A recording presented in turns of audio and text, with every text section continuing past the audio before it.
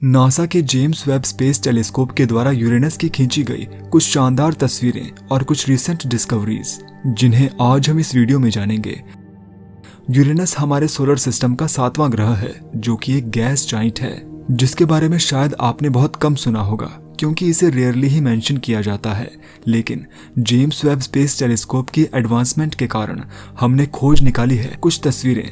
आखिर इन तस्वीरों में क्या छिपा हुआ है, आइए समझने की कोशिश करते हैं। आपकी स्क्रीन पर अभी जो पिक्चर शो हो रही है उसे जेम्स वेब टेलीस्कोप के द्वारा खींचा गया है। इस पिक्चर में हमें यूरेनस की रिंग्स बेहद ही खूबसूरत दिखाई दे रही हैं, जिन्हें आज से पहले कभी भी नहीं देखा गया। इस पिक्चर में हमें इस पूरे ऑब्जेक्ट का एक अलग ही व्यू देखने को मिलता है, जिसे गौर से देखने पर आपको यहाँ पर पोलर रीजन्स पर कुछ स्टॉर्म्स यानी कि तूफान भी दिख जाएंगे। लेकिन देखने में ये कुछ उन तस्वीरों से अलग है जो कि किसी दूसरे प्लेनेट की होती हैं। यूरेनस अपनी साइड से 98 डिग्री से परिक्रमा करता है, जिसके कारण हमें यह धरती से कुछ ऐसा दिखता है। अभी इस समय हम इसकी नॉर्थ साइड को देख रहे हैं। ध्यान से देखने पर हमें पता चलता है कि इसकी सारी रिंग्स इसके सामने की तरफ है। ये तस्वीर यूरेनस की सतह पर चल रही सभी प्रकार की सीजनल एक्टिविटीज को दर्शाती है, जिसके कारण वैज्ञानिक बेहद ही उत्सुक हैं। गौर से देखें तो आपको यहाँ पर प्लेनेट के बीच में व्हाइट स्पॉट दिख रहा होगा, जिसके आसपास एक तरह की डार्क लेन है।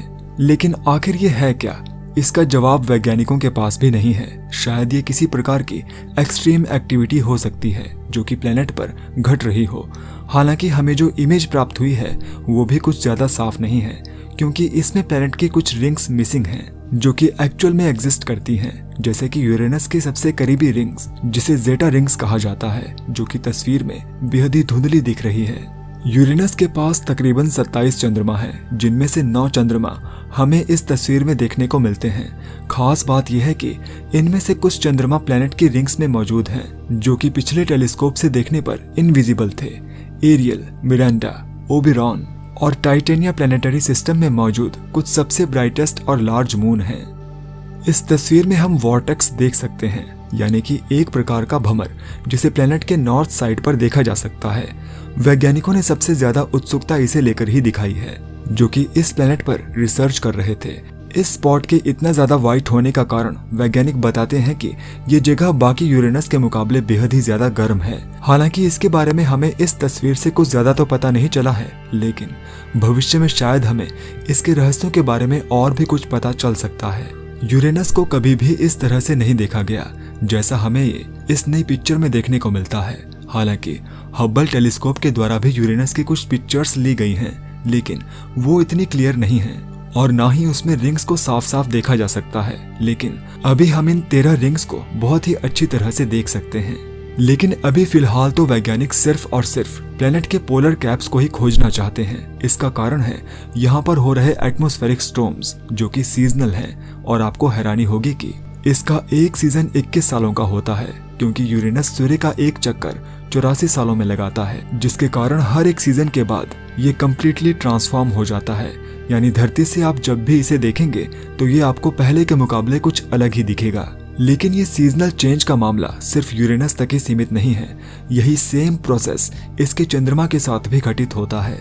हाल ही में हुई एक स्टडी से पता चला है कि इन मून्स पर कुछ अजीब घट रहा है, और ये जो भी है इससे हर सीजन गुजरते हैं। यूरेनस पर मौजूद कुछ सबसे बड़े चंद्रमा कुछ ऐसे बदलावों से गुजरते हैं जिन्हें हमारे सौरमंडल में आज से पहले कभी नहीं देखा गया है। अपने प्लेनेट की हर एक परिक्रमा के बाद ये चंद्रमा एक एटमॉस्फेयर या फिर एक एक्सोस्फीयर फॉर्म कर रहे हैं। वैज्ञानिकों की रिसर्च से ये पता चला है कि यहाँ पर हो रहे सीजनल चेंजेस बेहद ज्यादा इंटेंस हैं, जिसका कारण है सूर्य की रेडिएशन, जो कि इन मून्स के सॉलिड को गैस में ट्रांसफर कर रही है, जिससे एक एटमॉस्फेयर का निर्माण हो रहा है। यहाँ पर मौजूद और भी ऑब्जेक्ट्स पर आपको एक पतली एक्सोस्फीयर देखने को मिल जाएगी। यहाँ तक कि एक स्टडी ये बताती है कि अगर आप इनमें से किसी भी मून पर लैंड करते हैं तो बाहर मौजूद आइस को सब्लिमेट करने के लिए आपके सूट के अंदर मौजूद गर्मी काफी होगी, और जिससे आपके आसपास एक एक्सोस्फीयर बन जाएगी। आपने अब तक एक मून और एक ग्रह की लेयर्स के बारे में तो सुना होगा, लेकिन क्या आपने कभी सोचा था कि आपके खुद की भी एक्सोस्फीयर हो सकती है ना कमाल की बात। हमें रिंग्स के बारे में कुछ खास जानकारी मिली है कि यूरेनस पर मौजूद रिंग्स सैटर्न से भी बड़ी हो सकती थी। फिर आखिर रिंग्स इतनी छोटी क्यों रह गई? इसका कारण भी वैज्ञानिक यहाँ पर मौजूद उन 5 विशाल चंद्रमाओं को बताते हैं। जब ये मून अपने प्लेनेट को ऑर्बिट करते हैं तो ये प्लेनेटरी सिस्टम से डस्ट का एमिशन करते हैं, जिसके कारण इन रिंग्स का साइज कम होता जाता है।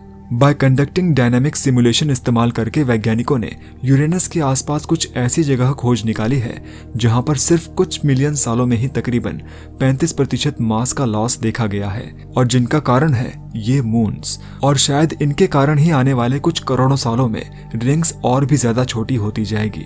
ऐसा ही कुछ बाकी के प्लैनेट्स के साथ भी देखा जा रहा है, जिसमें शामिल है जुपिटर।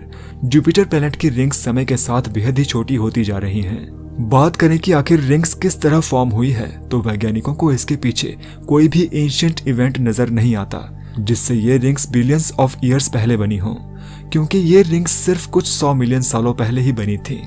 ये रिंग्स किसी भी इम्पैक्ट के द्वारा नहीं बनी, और इनके बनने का कारण फ्रेगमेंटेशन की प्रोसेस को बताया जा रहा है, जिसमें शायद किसी प्रकार का बहुत बड़ा ऑब्जेक्ट या कोई चंद्रमा यूरेनस के ऑर्बिट में धीरे धीरे खपता गया और उसके टुकड़े इन विशाल रिंग्स में बदल गए।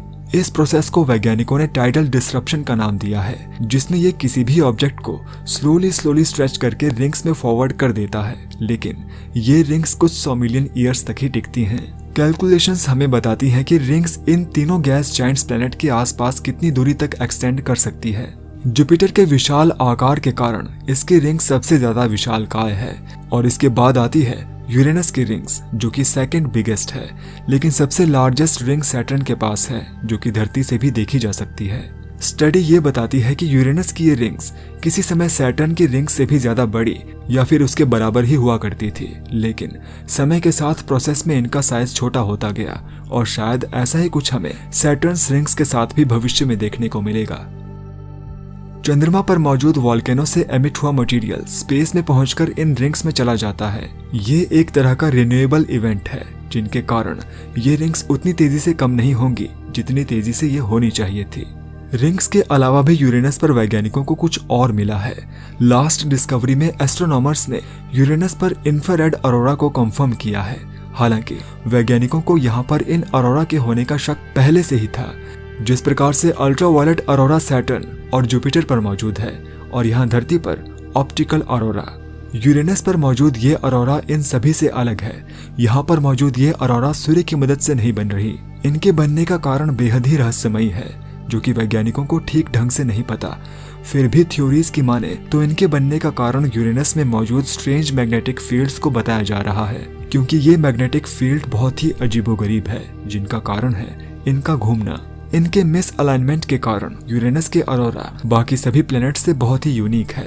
इन अरोरा की मदद से हमें यहाँ पर मौजूद हीट स्पॉट के बारे में भी पता चलता है, जो कि यूरेनस के एटमॉस्फेयर में अनयूजुअल तरह से मौजूद है। लेकिन अब इसका कारण अरोरा को ही बताया जा रहा है, जो कि मैग्नेटिक इक्वेटर्स की तरफ बढ़ रहा है। रिसर्च की माने तो स्पॉट का टेम्परेचर वहाँ के एटमॉस्फेयर से 100 डिग्री से ज्यादा है, लेकिन इसके बारे में कुछ ज्यादा जानकारी अभी नहीं है, और इसे और भी अच्छी तरह से जानने के लिए हमें यूरेनस पर कुछ मिशंस करने होंगे, जिससे हमें भविष्य में कुछ जानकारी प्राप्त हो सकती है। अभी हाल ही में यूरेनस पर किसी भी प्रकार का मिशन नहीं किया जा रहा है, लेकिन शायद आने वाले 10 सालों में हमें कुछ खबरें मिल सकती हैं। हाल ही में हुए प्लेनेटरी साइंस और एस्ट्रोबायोलॉजिकल सर्वे में वैज्ञानिकों ने बताया है कि उनकी पहली प्रायोरिटी यूरेनस पर मिशन को भेजना होगा, लेकिन नासा के द्वारा अभी भी कोई भी कंफर्मेशन नहीं की गई है। हालांकि अगर ये मिशन फ्यूचर में कभी भी होंगे तो इनके होने का समय 2030 के आसपास बताया जा रहा है, यानी कि इसमें अभी भी कुछ साल है। जेम्स वेब स्पेस टेलीस्कोप द्वारा की गई और भी इंटरेस्टिंग डिस्कवरीज के लिए डिस्क्रिप्शन में दी गई प्लेलिस्ट जरूर चेक कीजिएगा।